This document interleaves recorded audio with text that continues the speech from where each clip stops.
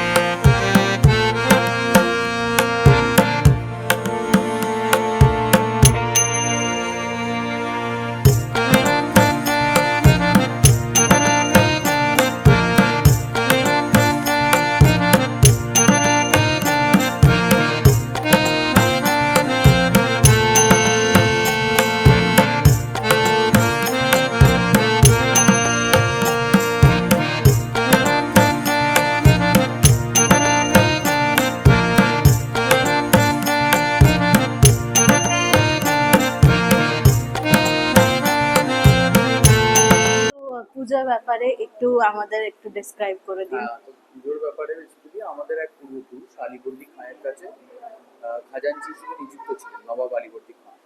তারপর উনি যখন ওখানে তখনকার আমলে বর্গী আক্রমণ, তো যখন নবাব আলীবর্দী খাঁ বর্গী আক্রমণ রক্ষা করতে গেছিলেন, আটকাতে গেছিলেন তার রাজত্বে, তখন আমাদের পূর্বপুরুষ তার সম্পত্তি এবং অনেক গুরুত্বপূর্ণ নথি নিজের রক্ষা করেন নিজে। তো তখন ওনাকে অনেক চোটগ্রস্ত হয়েছিলেন ওই বর্গী আক্রমণের কারণে। তো তারপরে যখন নবাব আলীবর্দী খাঁ তার জায়গায় ফিরে এলেন রাজ্যপাটে, তখন দেখলেন যে ইনি রক্ষা করেছেন, কিন্তু তিনি ফিজিক্যালি খুব হার্ট হয়েছিলেন। তো তখন উনি বলেছিলেন যে আপনার এই সম্পত্তি এবং দলিল আপনার কাছে রাখুন, এবং আমি এবারে চাকরি থেকে নিষ্কৃতি দিই। তখন নবাব আলীবর্দী খাঁ আমাদেরকে গাঙ্গুলি থেকে বা গঙ্গোপাধ্যায় থেকে বিশ্বাস করিয়ে দিয়েছিলেন, যেহেতু ওনার বিশ্বস্ততা দেখে। তার পরবর্তীকালে উনি তারপরে ওখান থেকে সমস্ত ছেড়ে ছুড়ে দিয়ে এসে এখানে দীপনগর বলে একটি গ্রাম আছে, সেখানে এসে জমিদারি শুরু করেন, জমিদারি কিনেছিলেন।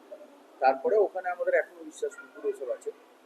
তারপরে রামনারায়ণ বিশ্বাস বলে একজন আমাদের পূর্বপুরুষ, উনি নিঃসন্তান থাকার কারণে উনি গুরুদেবকে জিজ্ঞেস করেন যে আমি কিভাবে সন্তান লাভ করবো। গুরুদেবের আদেশে উনি এই জায়গাটা গুরুদেব ওনাকে বলেছিলেন যে অমুক জায়গায় মানকর গ্রামে গিয়ে দুর্গাপুজো করলে উনি সন্তান লাভ করবেন।